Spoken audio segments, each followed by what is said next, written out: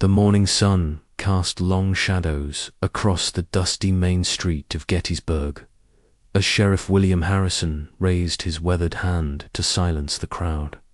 No more bids. His voice boomed across the gathered townspeople, but 16-year-old Margaret O'Sullivan felt her heart hammering against her ribs as she watched the magnificent black colt rear up on his hind legs. Eyes wild with defiance. It was July 2nd, 1863, and the thunder of distant cannons had been echoing through the Pennsylvania countryside for hours. The Battle of Gettysburg raged just beyond the town's borders, where Union and Confederate forces clashed in what would become the war's turning point.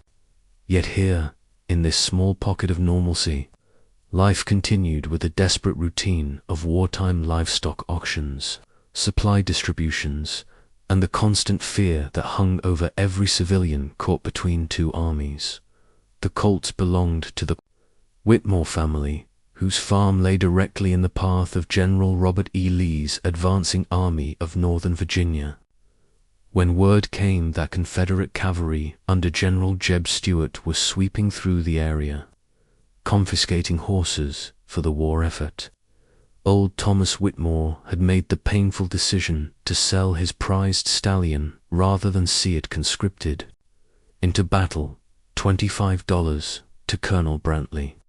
Sheriff Harrison announced, his gavel poised to fall. The Confederate officer, resplendent in his grey uniform despite the dust and sweat of campaign, stepped forward with a satisfied smile. Behind him, his aide held the reins of 3 other horses they had already purchased or requisitioned. Depending on one's perspective, Margaret pushed through the crowd, her auburn hair catching the morning light as she moved with the determined grace of someone who had spent her entire life around horses. Her father, Patrick O'Sullivan, had been the finest horse trainer in Adams County before the war took him to serve as a farrier with the Pennsylvania Reserves. Now, with her mother tending to wounded soldiers in the makeshift hospital at the Lutheran Seminary, Margaret carried the weight of keeping their small farm running alone. The Colt's eyes found hers across the crowd, and something passed between them, a recognition that transcended the chaos surrounding them. She had seen this horse before, had watched Thomas Whitmore work with him in the early morning hours when she walked to town for supplies. The animal was magnificent, his coat black as midnight, with a white star on his forehead that seemed to shine with its own light. This historical context draws from documented accounts of civilian life during the Battle of Gettysburg, as recorded in the Gettysburg National Military Park archives. Wait. Margaret called out, her voice cutting through the murmur of the crowd. Sheriff Harrison paused, his gavel halfway to the wooden block. Colonel Brantley turned, his pale blue eyes narrowing as they fixed on the young woman pushing her way to the front. "The bidding is closed, miss," the sheriff said, not unkindly. He had known Margaret since she was a child, had watched her grow up in the shadow of war. "Colonel Brantley has made the highest offer." But Margaret wasn't looking at the sheriff or the colonel. Her gaze was locked on the Colt, who had suddenly gone still. His ears pricked forward as if listening to something only he could hear. The crowd fell silent, sensing that something extraordinary was about to unfold in their midst, while the distant thunder of artillery reminded them all that history was being written in blood. Just beyond their small circle of civilization, Margaret stepped closer to the Colt, ignoring the protests from Sheriff Harrison and the growing irritation on Colonel Brantley's face. The animal's wild eyes followed her movement, but instead of the fear and aggression he had shown everyone else, something different flickered in those dark depths: curiosity, perhaps even hope. "I have $26, she announced, her voice steady despite the trembling in her hands. The crowd murmured in surprise. $26 was more than most families in Gettysburg saw in 3 months, especially with the war devastating local commerce. Colonel Brantley's jaw tightened. The Confederate States of America requires this horse for military service, he declared, his Virginia accent thick with authority. I'm afraid civilian purchases are no longer permitted. This is still Pennsylvania soil, Colonel Sheriff Harrison replied carefully, walking a dangerous line between diplomacy and defiance. Until your army officially occupies this territory, our laws still apply. The Colt suddenly trumpeted, a sound that cut through the morning air like a battle cry. He reared again, but this time his movement seemed less like panic and more like a challenge. Margaret took another step forward, and the crowd collectively held its breath. $30, Colonel Brantley snapped, his hand moving instinctively to his saber hilt. And that's my final offer. Margaret felt her heart sink. $30 was beyond her means, beyond anyone's means in their war-torn community. She had scraped together her $26 by selling her mother's silver tea service, the last valuable possession their family owned. The weight of defeat settled on her shoulders as she realized she was about to watch this magnificent creature be led away to war, to become another casualty in the endless violence that had consumed their nation. But then something remarkable happened. As Colonel Brantley stepped forward to claim his prize, the Colt suddenly charged toward the rope barrier that separated him from the crowd. The townspeople scattered, children crying out in alarm, but Margaret stood her ground. The animal stopped just inches from her, his hot breath misting in the cool morning air.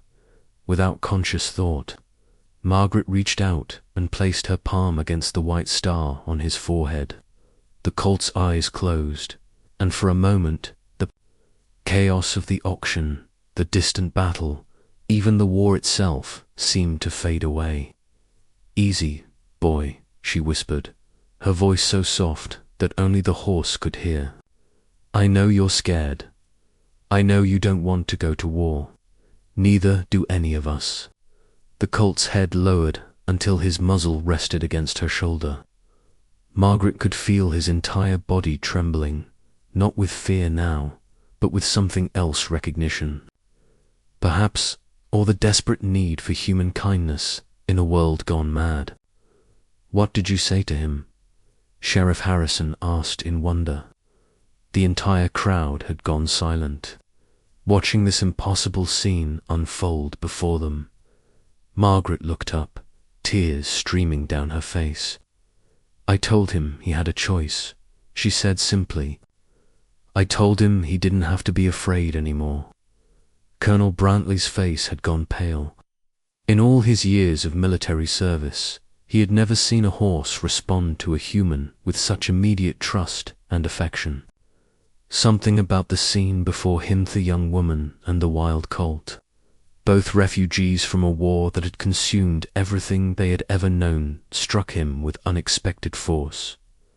The distant thunder of artillery grew louder, reminding them all that history was marching toward them with the inexorable weight of destiny. The sound of approaching hoofbeats thundered down the main street, and Margaret looked up to see a dust cloud rising from the direction of Seminary Ridge. A Union cavalry patrol was racing toward town, their blue uniforms stark against the brown Pennsylvania landscape. The lead rider held a dispatch case high above his head, signaling urgent news. Colonel Brantley's hand tightened on his saber as he counted the approaching soldiers, at least 20 men. Well armed and riding hard, his own small detachment, only 6 men, would be severely outnumbered if this encounter turned hostile. The delicate balance of the morning's horse auction was about to become something far more dangerous. "Colonel," his aide whispered urgently, "we should withdraw. The main army is expecting our return with these mounts." But the Confederate officer found himself transfixed by the scene before him. Margaret still stood with her hand on the Colt's neck, and the animal remained perfectly calm, as if her presence had created a bubble of peace in the midst of chaos. The young woman's courage in the face of approaching danger reminded him of his own daughter back in Richmond, who would be about the same age if she had lived to see this terrible war.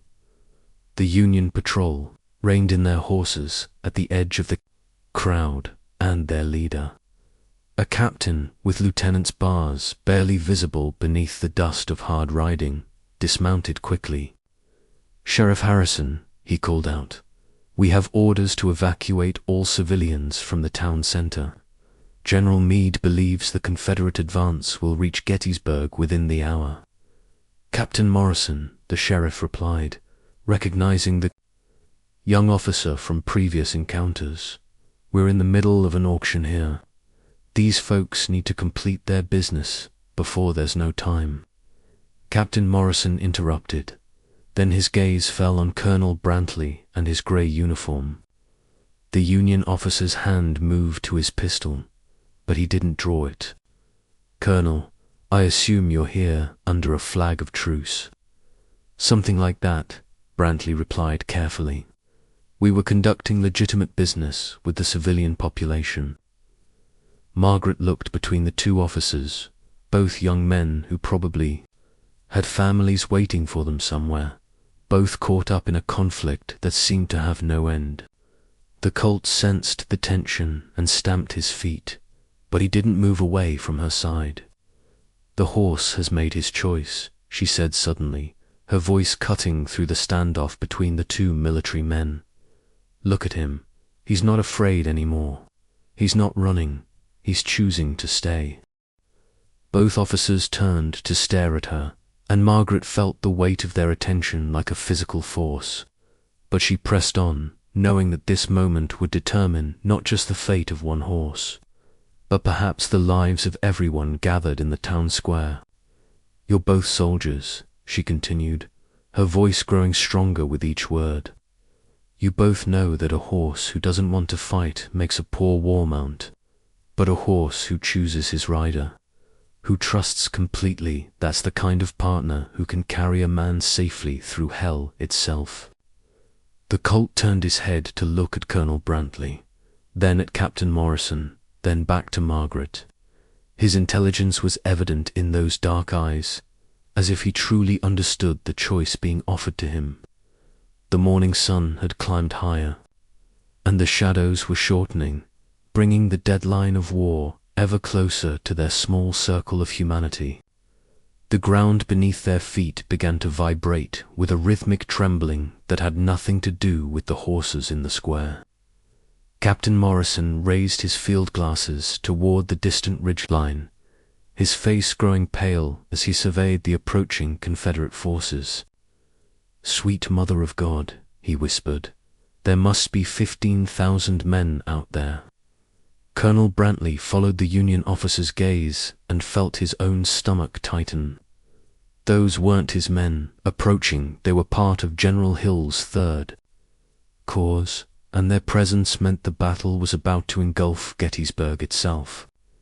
His small detachment had been sent ahead to secure supplies and horses, but they had lingered too long in the peaceful illusion of the morning auction. "Sheriff," Captain Morrison said urgently, "you need to get these people to safety.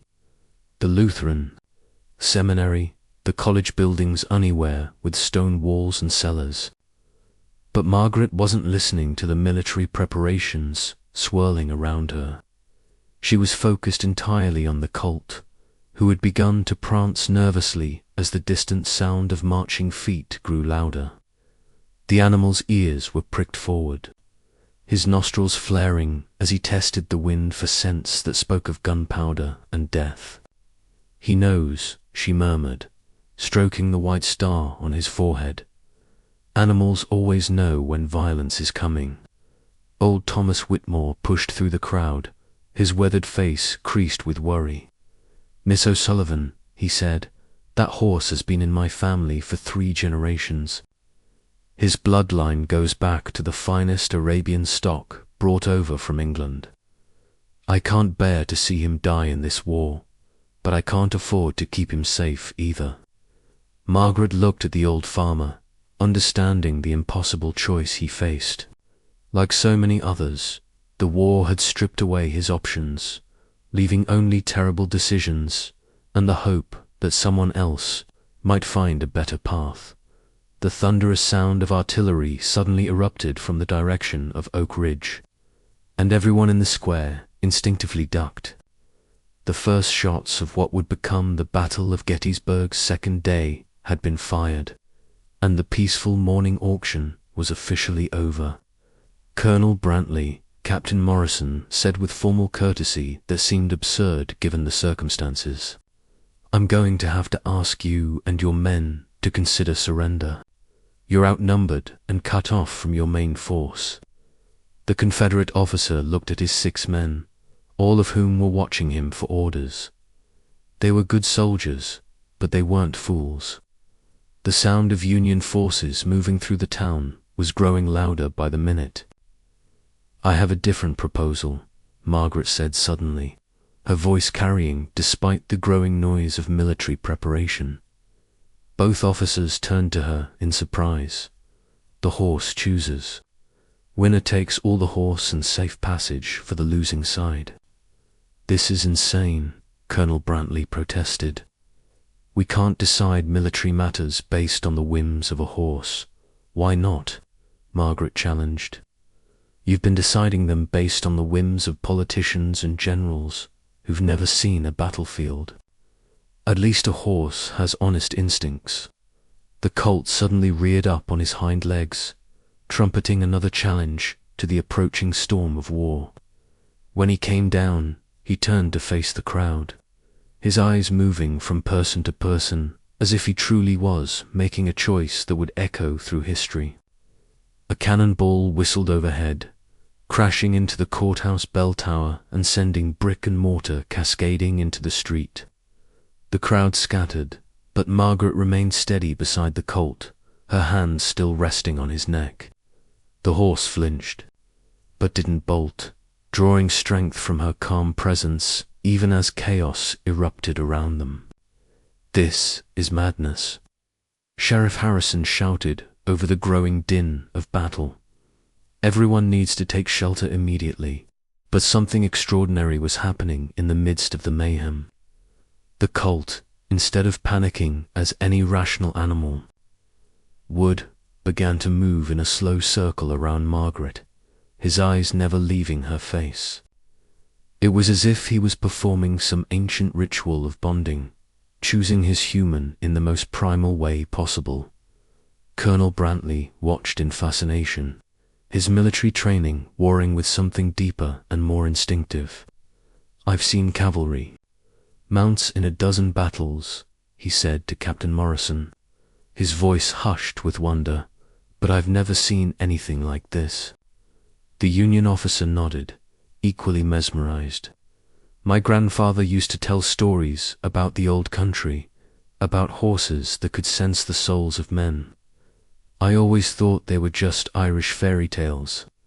Margaret stepped forward, and the Colt immediately matched her movement, staying perfectly aligned with her shoulder.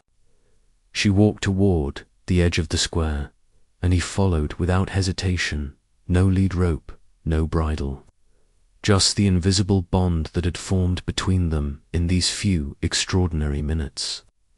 "He's not just choosing a rider," she called out over the sound of approaching troops. "He's choosing a future where trust matters more than force, where partnership matters more than dominance." A squadron of Union cavalry thundered past the square, their horses lathered with sweat and their faces grim with the knowledge of what was coming. The sound of their passage seemed to galvanize the Colt, who suddenly broke into a perfect canter, circling Margaret in an ever-tightening spiral until he came to rest directly in front of her, his muzzle touching her forehead. Historical records. From the Adams County Historical Society document numerous accounts of animals displaying unusual behavior during the Battle of Gettysburg, suggesting that the stress and chaos of warfare affected all living creatures in the area. "Sweet Mary and Joseph," whispered Mrs. Catherine McMurphy, an elderly Irish woman who had been watching from the edge of the crowd. "It's like the old stories me grandmother used to tell. The horse has found his true partner." Colonel Brantley made a decision that would haunt him for the rest of his life. Instead of pressing his claim or using his military authority to seize the animal, he stepped back and touched the brim of his hat in a gesture of respect. "The horse has made his choice," he said formally. "I withdraw my bid." Captain Morrison stared at the Confederate officer in amazement. "Sir, that's remarkably honorable of you." "Honor," Brantley replied with a sad smile, "seems to be in short supply these days. Perhaps it's time to remember what we're supposed to be fighting for." The sound of musket fire erupted from the direction of Cemetery Hill, and everyone knew that the lull was over. The Battle of Gettysburg was about to consume everything in its path, and their small drama of human and animal connection was about to be tested by the fires of war. Part 6, Into the Storm 650 words. The Confederate artillery opened fire from Seminary Ridge, and the world exploded into thunder and flame. Margaret threw herself against the Colt's side as debris rained down around them, but the horse remained steady, his body creating a shield between her and the chaos. In that moment, their bond was sealed not by words or contracts, but by the shared experience of survival. "The college," Captain Morrison shouted, pointing toward Pennsylvania College, where civilians were taking shelter in the basement. "Everyone to the college buildings." But as the crowd began to disperse, running for whatever cover they could find, Margaret realized she faced an impossible choice. The Colt couldn't fit through the narrow basement entrances, and leaving him tied up outside would mean certain death when the battle reached the town center. "I can't abandon him," she called to Sheriff Harrison, who was trying to herd the last of the townspeople to safety. "He chose me. I won't let him die alone." The old sheriff paused, his face etched with the weight of trying to protect everyone in his care. "Margaret, child, you can't save a horse if you're dead yourself." Colonel Brantley, who had been preparing to withdraw with his men, suddenly appeared at her side. "There's another way," he said urgently. "The Whitmore farm has a stone barn built into the hillside. It's strong enough to withstand artillery, and it's away from the main battle lines." "That's 2 miles through active combat," Captain Morrison protested. "It's suicide." "Maybe," the Confederate officer replied, "but it's better than certain death here in the square." Margaret looked at the Colt, who was watching the exchange. With those intelligent eyes, she could see the question in his gaze. "Will you run with me?" Without hesitation, she grabbed a handful of his mane and swung herself onto his back. The horse responded immediately, his muscles bunching with power, as he prepared to carry her to safety. "We're going to the Whitmore farm," she announced. "Not alone, you're not," Captain Morrison said grimly. He turned to his men.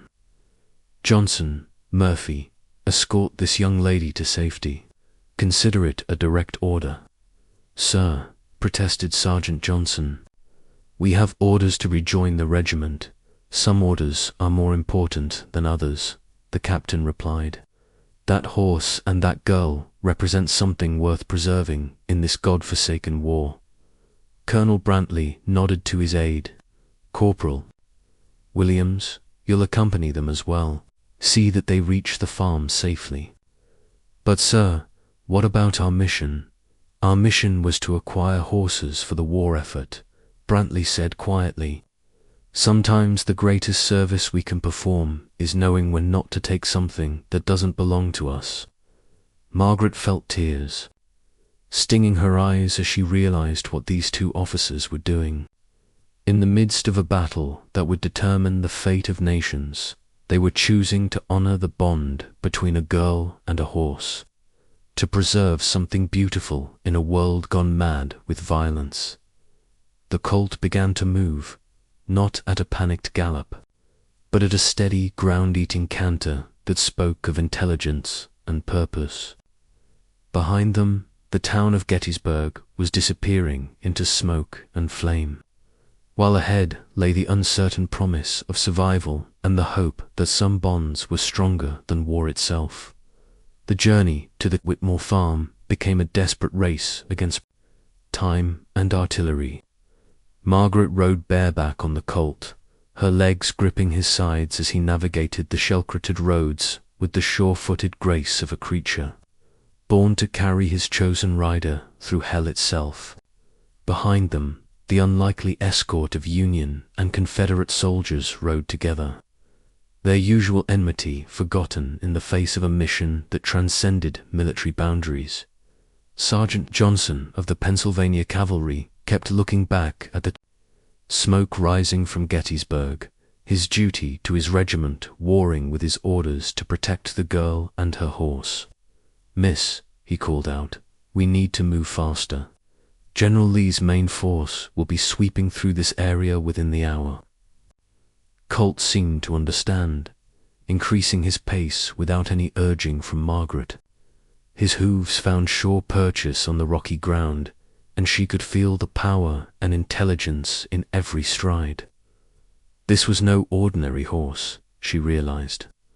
This was a creature that had chosen not just her, but hope itself over the machinery of war. Corporal Williams, the Confederate aide, rode alongside them with a strange expression on his weather-beaten face. "Miss O'Sullivan," he said, "I want you to know that Colonel Brantley's decision back there, it wasn't just about the horse, it was about remembering who we used to be before this war consumed everything decent in our lives."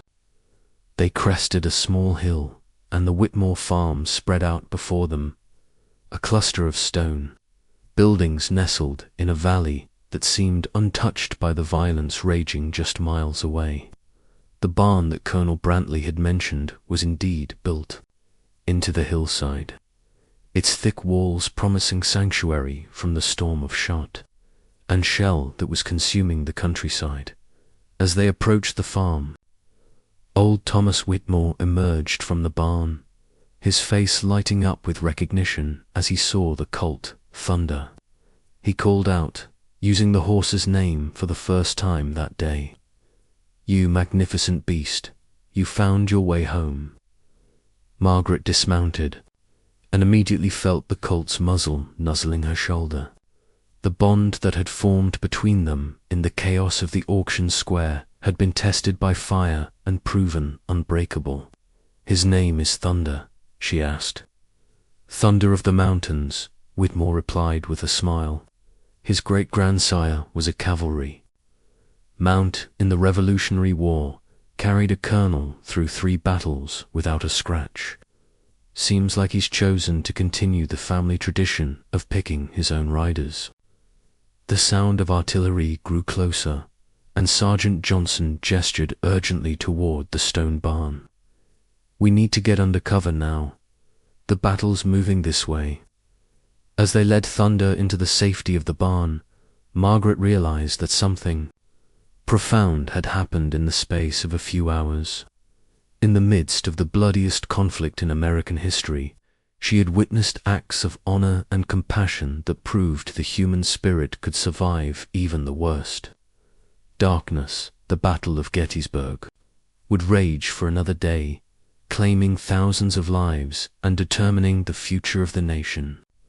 But in that stone barn, as Thunder rested his great head against Margaret's shoulder and the sound of war echoed across the Pennsylvania hills, she understood that some victories were measured not in territory gained or enemies defeated, but in the preservation of trust, hope, and the unbreakable bonds between souls who chose to stand together against the storm.